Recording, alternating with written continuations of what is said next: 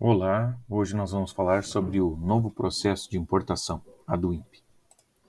Então, esse workshop ele tem a oportunidade de expandir o nosso conhecimento sobre a do INPE com clareza e de forma didática, né? Então, nós vamos aprofundar a compreensão da do INPE, sua importância no comércio internacional e que a gente saia daqui com um conhecimento concreto para aplicar no dia a dia. Então, lá em 96, né, introduzindo o tema das importações, nós registrávamos a declaração de importação num formulário de papel, ou seja, era um processo muito manual, né? Nesse processo nós datilografávamos a declaração de importação e o governo ele autorizava a importação através da guia de importação. E então o importador tinha 60 dias para promover o embarque da mercadoria. Então tinha todos os formulários preenchidos, né, da declaração, capa, resumos, anexos, e aí também a via específica da guia de importação. O recolhimento era através de DARF, né, na rede bancária, então eu tinha que ir para o banco fazer o pagamento e anexava os documentos da importação, fatura, o conhecimento, o packing e os certificados quando necessário. Em 97, então, entrou o Syscomex, né, mais eletrônico, ou seja, com uma conexão dedicada junto ao cérebro. Então, eram registradas as licenças de importação e as declarações de importação, nisso que a gente chamava de Syscomex, ou cara amarela. Depois, em 2012, a gente, então, conseguiu ter uma atualização através da internet e o sistema migrou para a internet, mas ainda com os mesmos campos, com o mesmo procedimento de preenchimento, né? E de 2018 até agora, então está em andamento a do INPE. A do INPE é essa que vai entrar, está entrando aos poucos, né? E nós teremos então a substituição da declaração simplificada de importação e também da declaração de importação. Do INPE vai fazer os dois tipos aí, né? Por que foi feito isso, né? Bom, o governo assinou um acordo de facilitação do comércio, né? O Brasil tem um alto tempo e alto custo no processo de liberação alfandegária, reduz a competitividade do comércio exterior do Brasil, né? Porque a gente tem um déficit de coordenação entre os órgãos do governo, tem dificuldade de acesso à informação, temos exigências repetitivas e excesso e redundância de etapas, e o uso intensivo de documentos em papel. Isso é um complicador para nós na operação, né? E então foi criado uma força-tarefa com todos os intervenientes, né? Com todos os Cefas, para que tenhamos um cenário com um portal único, né, o single window, né, onde nós temos então um comércio exterior simples e eficiente, porque é uma única base de dados onde todos os operadores vão lançar as informações para que os órgãos intervenientes façam as suas liberações de carga. Então, nesse modelo, nós temos, a partir de agora, que realizar o processo do preenchimento do catálogo de produtos.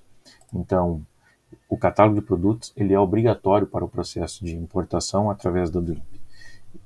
Através do catálogo também é possível fazer as licenças, permissões, certificados e outros, e temos também que vincular as informações da carga, seja no modal aéreo, marítimo ou rodoviário. Porém, o rodoviário só vai entrar no segundo semestre de 2025. Então, nesse novo modelo, nós temos um registro onde há um trabalho maior da Receita com gerenciamento de risco, né?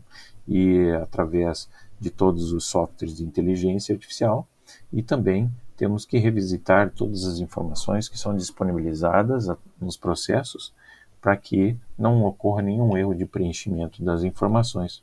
Depois que registra do INPE, vincula tratamento administrativo e informações da carga, né? Registra do INPE, então ocorre desembaraço se passar pelo gerenciamento de risco.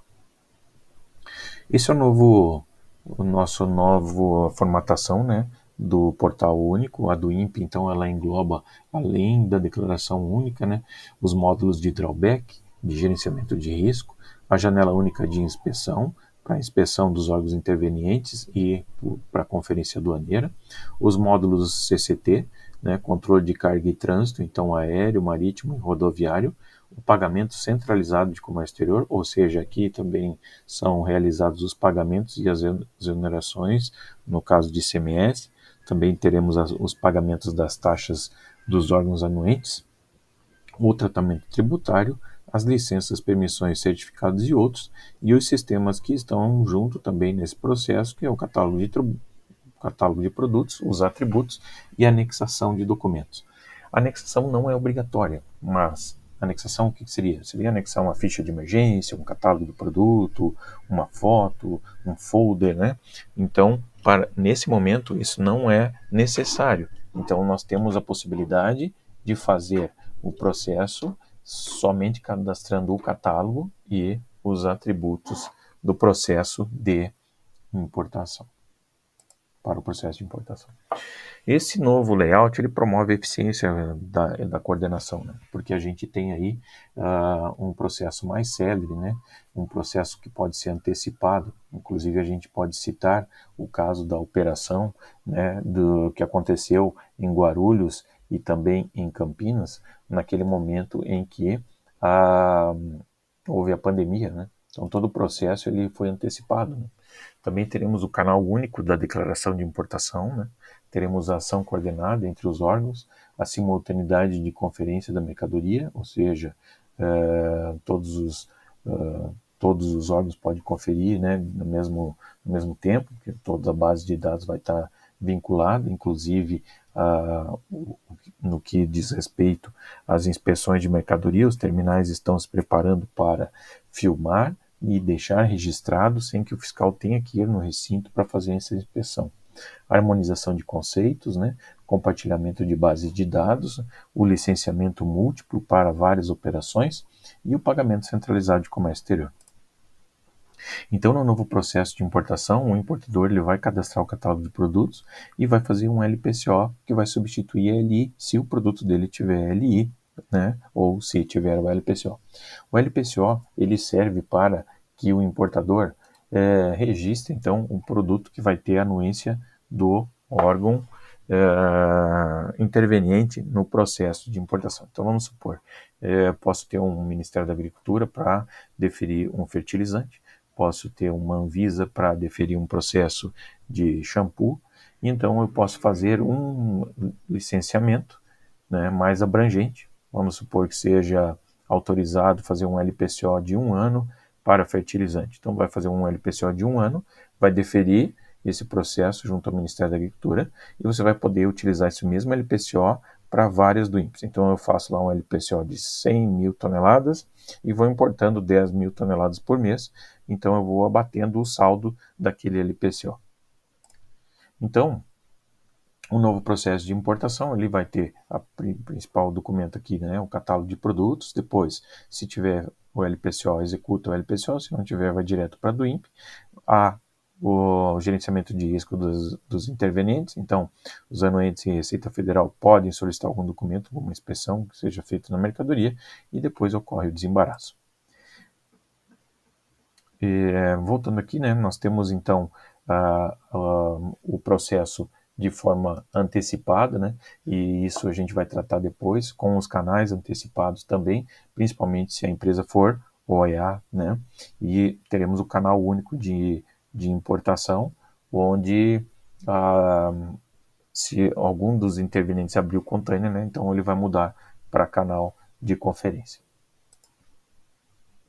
Esse despacho sobre águas, hoje a gente executa despacho sobre águas somente para as empresas que são OEA. Então, nós temos aqui um processo onde o registro da declaração de importação é realizado antes da chegada da carga, né, somente para as empresas OEA, e nesse modelo o importador registra, parametriza o processo, ele já pode emitir a nota, ele já pode exonerar ou pagar o ICMS antes da carga chegar no porto, né? Isso hoje é permitido para importadores OEA nível C ou os importadores, né, credenciados aí para poder realizar as importações via declaração de importação. Tá? Então hoje a gente executa DI para importadores OEA. Depois, para que vocês tenham uma visualização melhor, a gente também vai poder registrar do INPE para quem é OEA e para quem não é OEA. Então, nós temos uma antecipação do processo, o que favorece em muito a liberação da carga, porque você pode tomar todas as ações que você tomava depois que a mercadoria chegava, antes, e assim liberar a mercadoria de forma mais rápida junto aos terminais. Mas o despacho sobre águas na DI, ele traz um problema para a gente. Porque, por exemplo, eu estou aqui no Porto de Itajaí. Porto de Itajaí e Navegantes são portos que estão localizados no rio. E como eles estão no rio, pode acontecer de ter uma enchente, um problema para atracar, e o navio não vai esperar. Então ele pega e muda a rota e atraca, por exemplo, em Itapoá ou em Bituba, e a DI está registrada para o porto de Navegantes.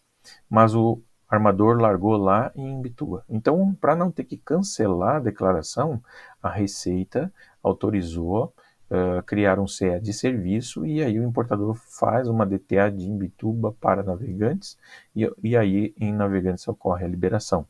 Ou o armador larga lá em Paranaguá, e aí ele faz uma baldeação de carga estrangeira e transfere essa mercadoria via marítimo, então, de Paranaguá para Navegantes, liberando assim a carga no porto de Navegantes.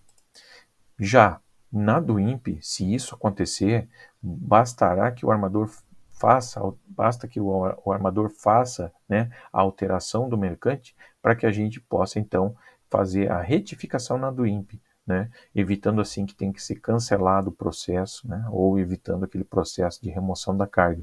Então, se nós registrarmos uma do INPE para Navegantes e o armador largar em Bituba, ele vai alterar o CE mercante, né, com as informações, vai alterar os dados de descarga, e nós vamos retificar do INPE, e assim a liberação pode acontecer no porto de Imbituba.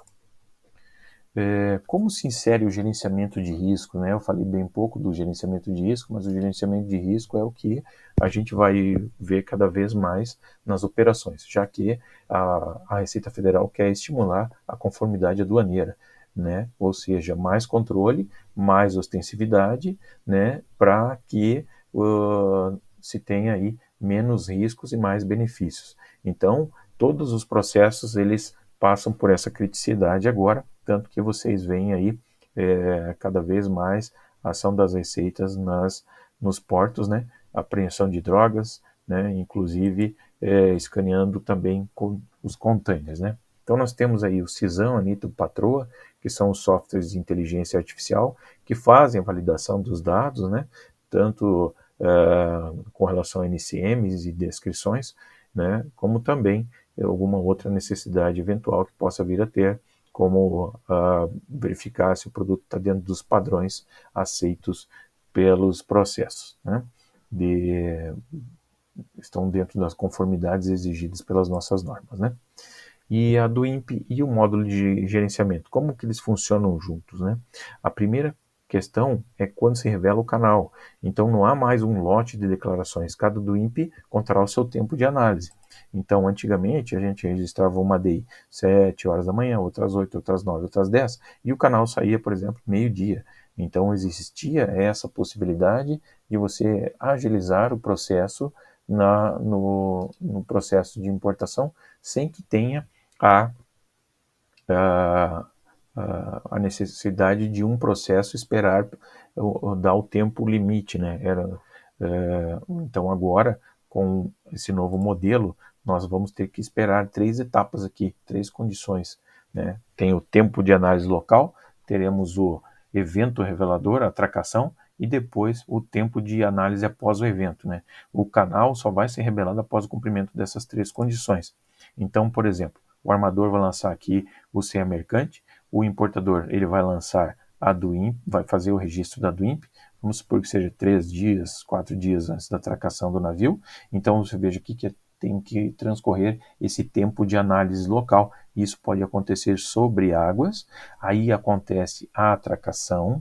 Nesse momento da atracação, vai revelar o canal? Não, ainda tem um tempo após o evento para que seja, então, informado o canal. Mas todas as empresas, inclusive quem não é OEA, vai poder fazer o registro da DUIMP sobre águas. E então, o que a gente vê aqui? Se for OEA, a análise de risco e o registro já vai acontecer no dia do registro da DUIMP sobre águas, né?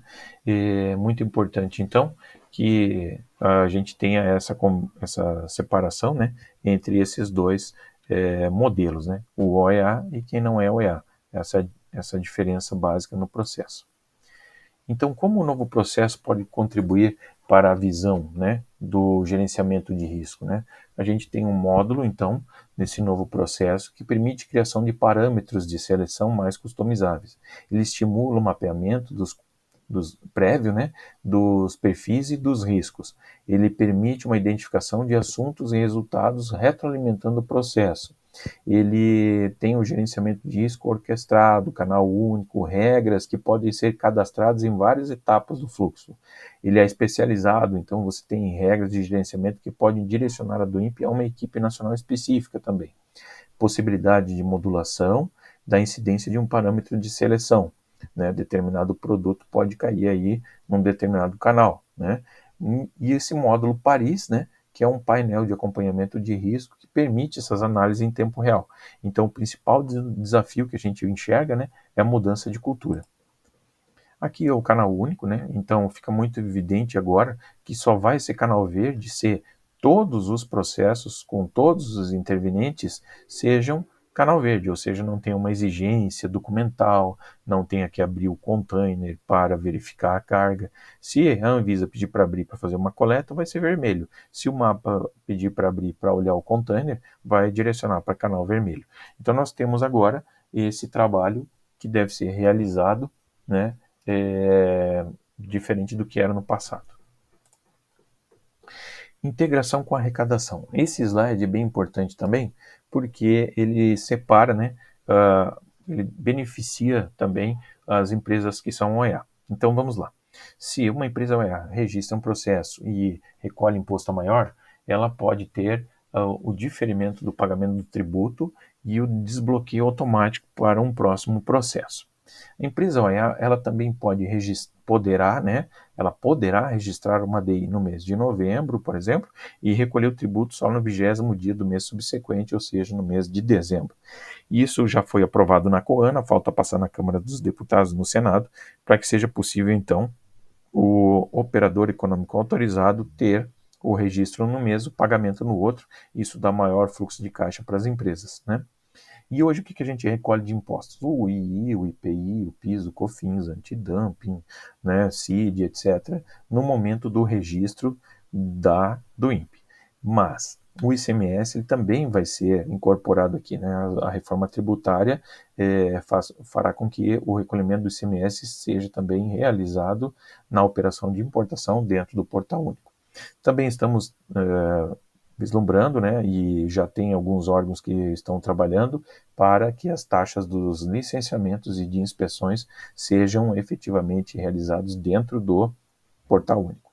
E o pagamento dos operadores privados, esse também está aqui, porém eu acho mais utópico, assim, né? Cobrar a Infraero, o despachante, os terminais, o armador, aqui dentro do Portal Único, não vejo isso muito, não nesse primeiro momento, né?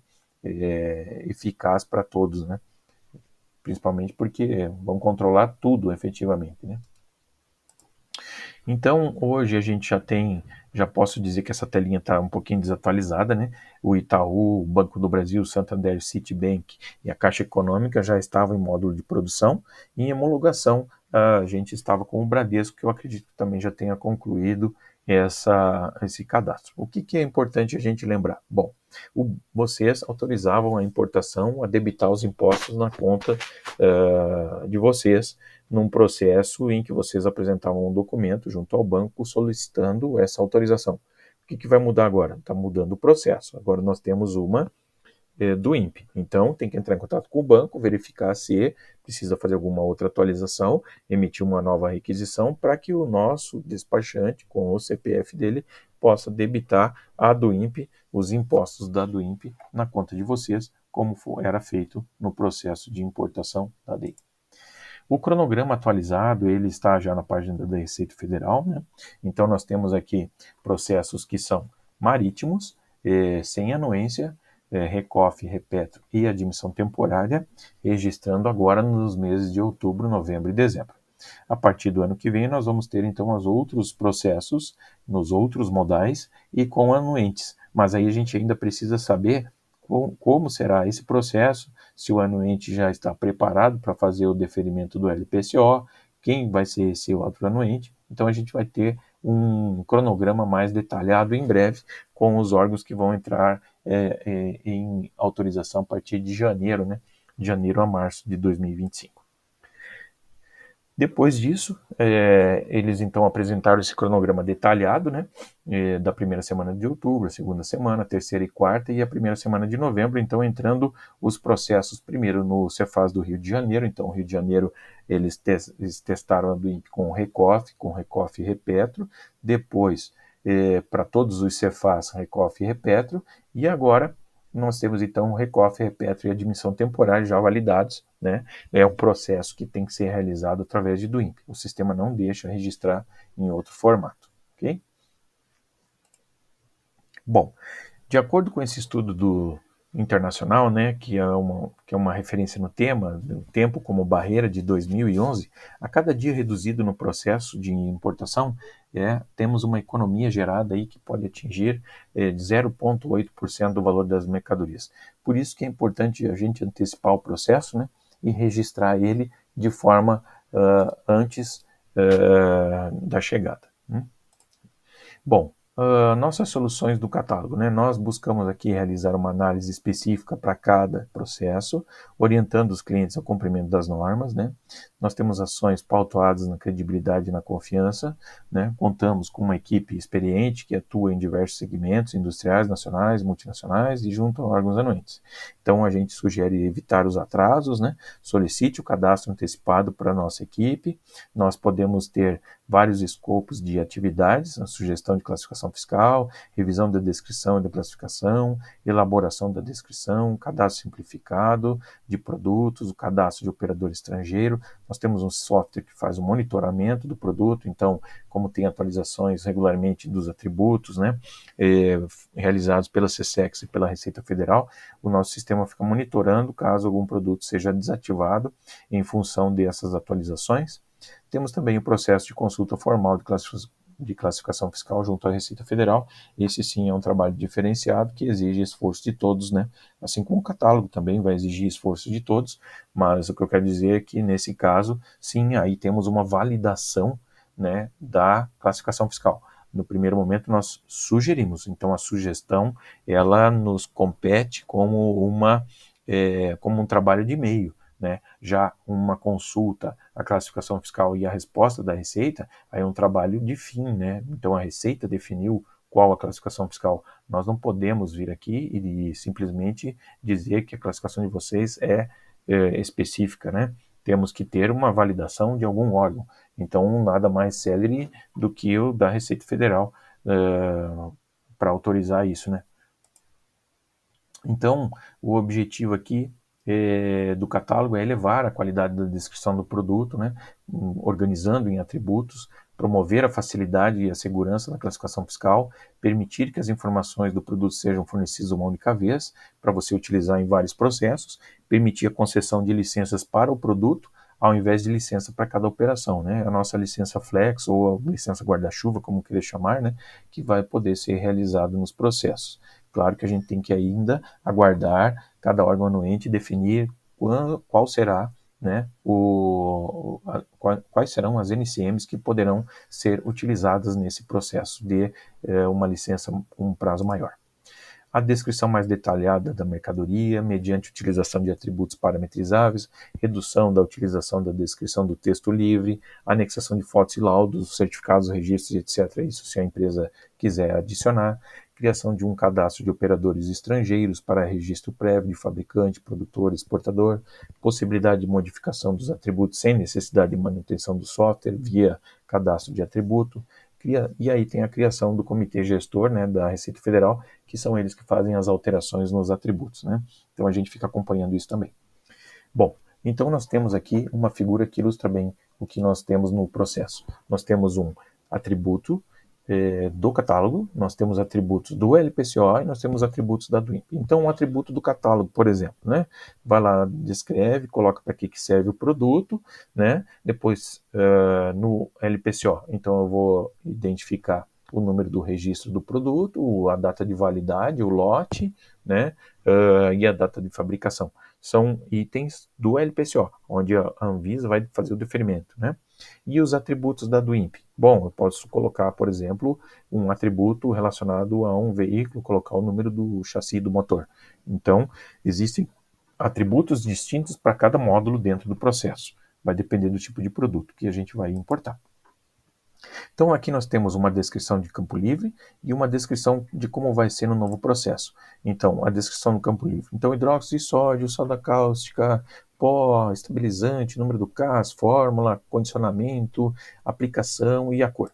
Então, no novo processo, ele fica em caixinhas, né? Ele fica já identificado de forma que todas as informações que estavam no campo texto ficam organizadas e mais fáceis de serem analisadas por parte da Receita Federal e por parte do gerenciamento de risco também. Bom, nós estamos aqui então para apoiar vocês no que está por vir, instruir e orientar empresas nas operações de importação através da DWIMP, assim como na construção do catálogo de produtos e dos operadores estrangeiros, promover a rastreabilidade e o gerenciamento dessas operações, acompanhar a atualização da legislação e participar então do Procomex, do CONFAC, que são as reuniões que acontecem periodicamente, né? E são eventos que possibilitam ter o conhecimento para conduzir as operações de forma simples e segura. Então, nós também adicionamos essa tela aqui, que foi uma tela que a própria Receita Federal colocou no sistema, né? Que o papel da Piberná, aduaneira, né, como despachante aduaneiro, é entregar a solução para vocês, economizando tempo para vocês, otimizar a rota logística, assessorar com regimes especiais e benefícios, garantir o cumprimento das obrigações, prevenir erros e multas, reduzir os custos da operação e contribuir, então, para a competitividade e a expansão dos novos mercados.